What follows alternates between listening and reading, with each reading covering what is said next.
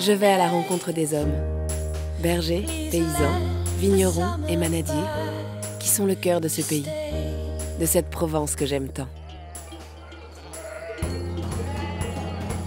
C'est Jean que j'ai choisi. Il est berger depuis près de 20 ans.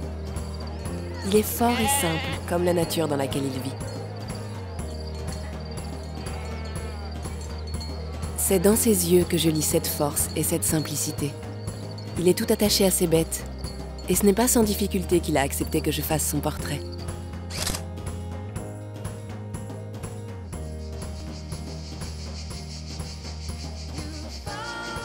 Chaque année, au printemps, les bergers rassemblent leurs troupeaux et les conduisent vers les Alpes toutes proches. À Aiguières, comme dans de nombreux villages au pied des Alpilles, c'est l'occasion de fêter la transhumance. Une tradition immémoriale qui célèbre le cycle des saisons et l'avènement de l'été.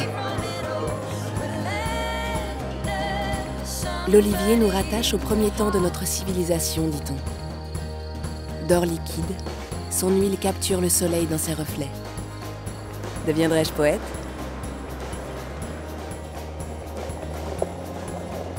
Allons voir ce qu'il invente avec la terre, l'arbre et le fruit de ce pays.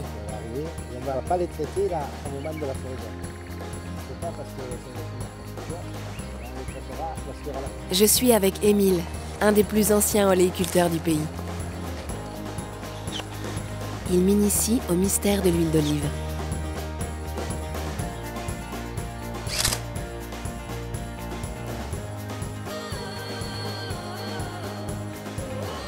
C'est ainsi qu'on produit ici, à la Fare-les-Oliviers et dans tout le territoire, des huiles traditionnelles aux arômes tantôt puissants, tantôt suaves, au goût inimitable. Oui, elle est douce, je vois ce que vous voulez dire. Des fruits et des légumes gorgés du soleil de Provence. Les sourires et l'accent qui se promène, comme dit la chanson. Pour rien au monde, je ne raterai les marchés du pays.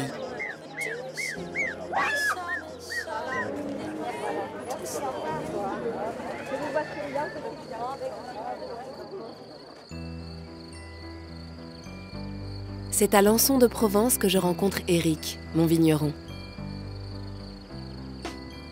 Sincère et mystérieux, il est comme ses vins, tout en contraste, comme l'union sacrée du feu du soleil, de la pierre de ces terres arides et du sang de la vigne.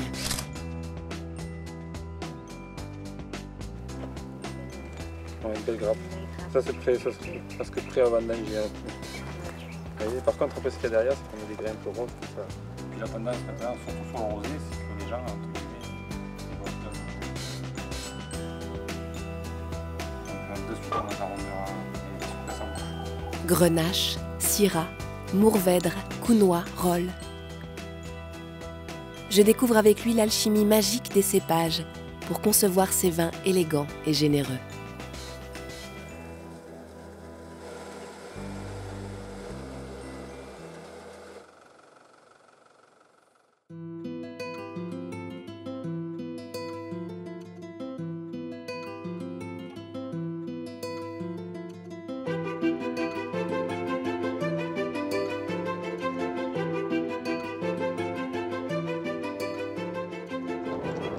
Spectacle rare, j'assiste à la bénédiction des chevaux à Berlétan.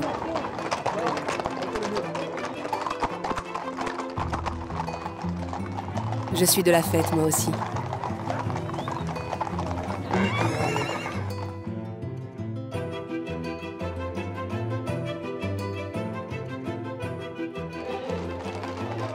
Comme chez sa cousine de Camargue, le cheval et le taureau sont les seigneurs de ce pays.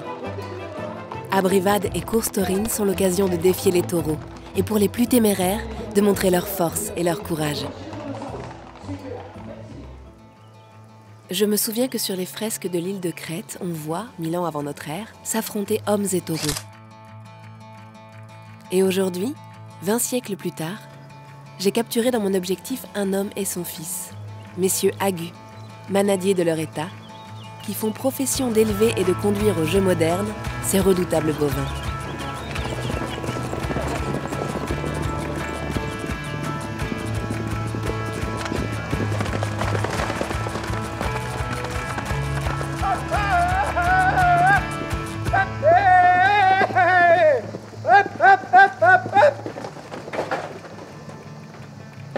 C'était mon dernier portrait.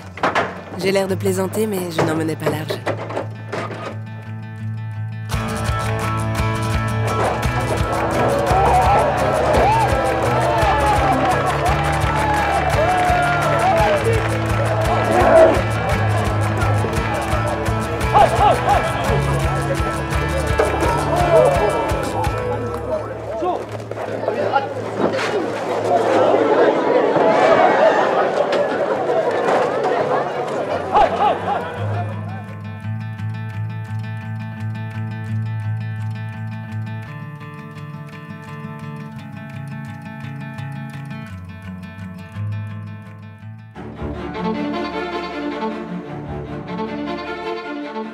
J'ai quitté la ville pour musarder sur les petites routes.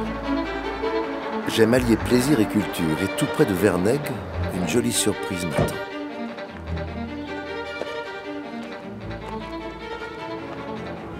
C'est la rencontre étonnante de deux civilisations.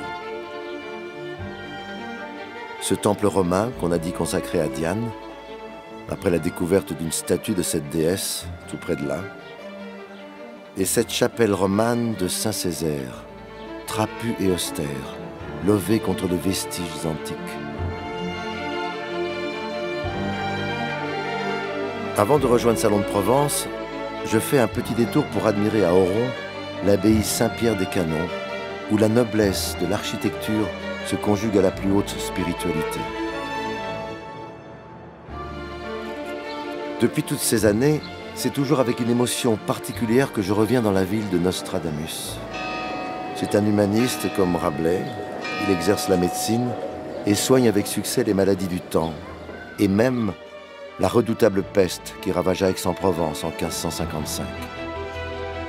C'est là qu'il a écrit ses fameuses prédictions, les centuries, d'énigmatiques quatrains qui disent, et qui saura les déchiffrer, l'avenir jusqu'en 3797. C'est aussi un apothicaire hors pair qui excelle dans l'art des confitures de plantes et autres fardements. Ce château de l'Empéry m'a toujours impressionné. C'est une des plus anciennes forteresses de Provence, un lieu qui abrite une formidable collection d'art et d'histoire militaire. Un lieu incontournable et passionnant pour un historien comme moi. Mais je n'oublie pas de rendre hommage à l'autre grande figure de ce pays, Adam de Craponne. Comme son ami, Michel de Notre-Dame, il n'a eu de cesse de se rendre utile. Grâce à lui, ce pays autrefois aride et inculte est irrigué par les eaux de la Durance. S'en est suivi un formidable développement qui perdure aujourd'hui. Au terme de mon périple, je vais me détendre quelques jours sur la commune de Malmort à Pont-Royal. J'adore cet endroit. Et cette année, je me remets au golf.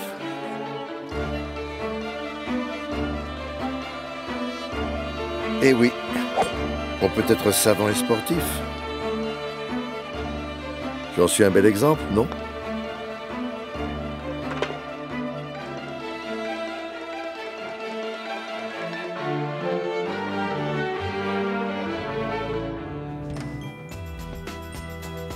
Dès le début des vacances, je cours au centre équestre de Sénas. J'adore les chevaux. Comme beaucoup de filles de mon âge, je sais. Mais moi, j'ai fait les plus belles balades du coin. Ma préférée, c'est celle du chemin de la chapelle Méjean.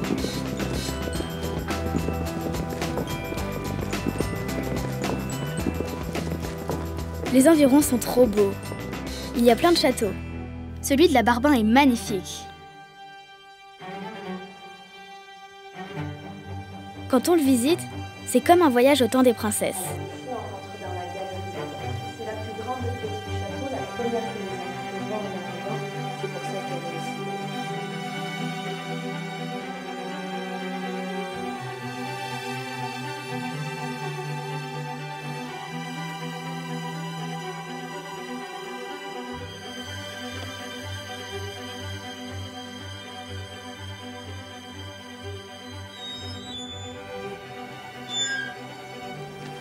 Surtout, il faut aller dans les souterrains. Même si ça fait un peu peur, c'est drôle.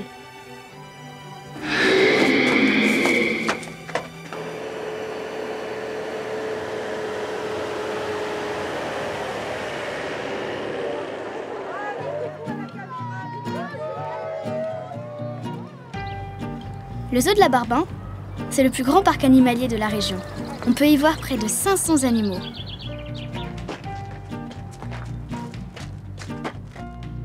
C'est incroyable! On peut même voir les animaux de près.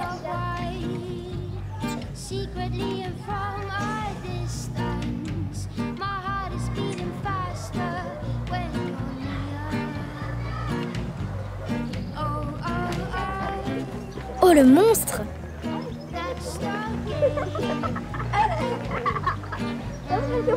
C'est très impressionnant, non?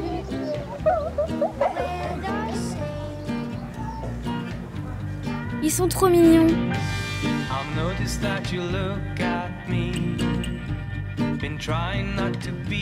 Ici, il y a toujours plein de choses à faire. On s'amuse bien. On va à la piscine avec les copines à Charleval. On peut aussi faire de l'acrobranche.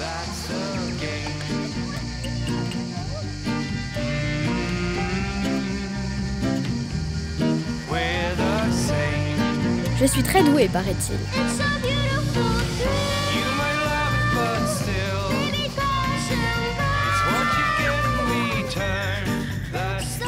Et puis l'été, il y a des fêtes dans tout le pays.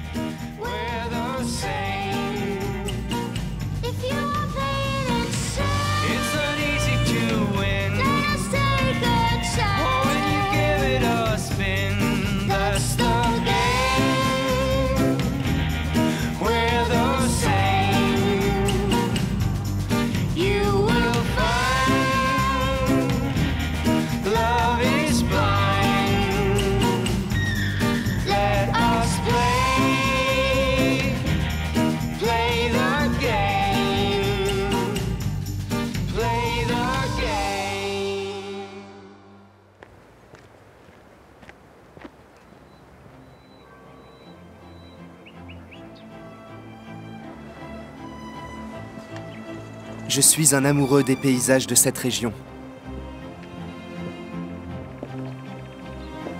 Ce que j'aime par-dessus tout, c'est arriver seul au sommet et laisser l'émotion monter.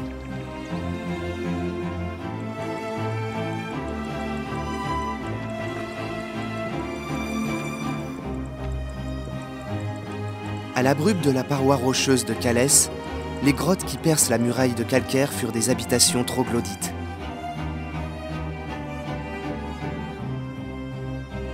Quelle existence pouvaient mener les hommes qui vivaient là?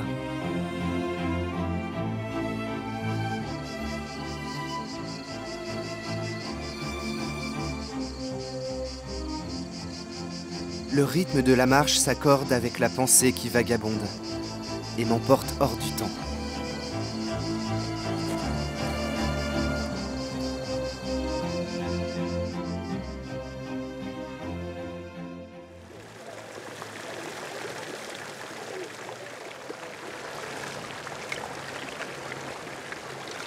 Je trouve que c'est à pied que l'on profite au mieux du charme de ces villages provençaux. C'est une sensation inoubliable. La fraîcheur de la fontaine, l'ombre bienfaisante des platanes.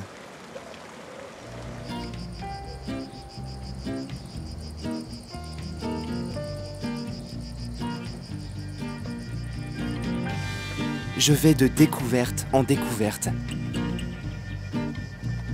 À Roquepertuze, c'est un grand saut dans le passé. Quel site incroyable! Il faut s'imaginer qu'il y a des siècles, nos ancêtres les Gaulois vivaient ici. C'était une grande ville commerçante.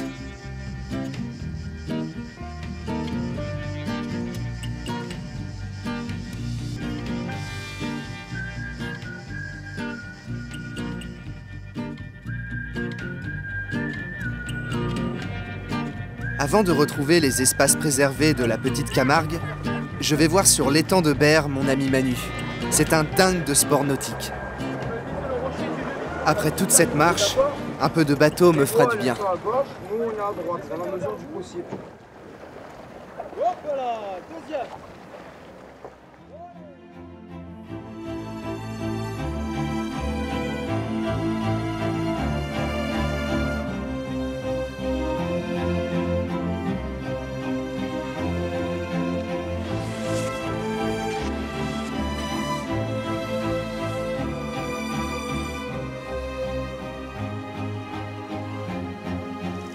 La petite Camargue est un espace très protégé qui abrite une foule d'espèces d'oiseaux. Flamants roses, cygnes, canards colverts, aigrettes, hérons, fauvettes. J'y retrouve la vérité d'une nature intacte.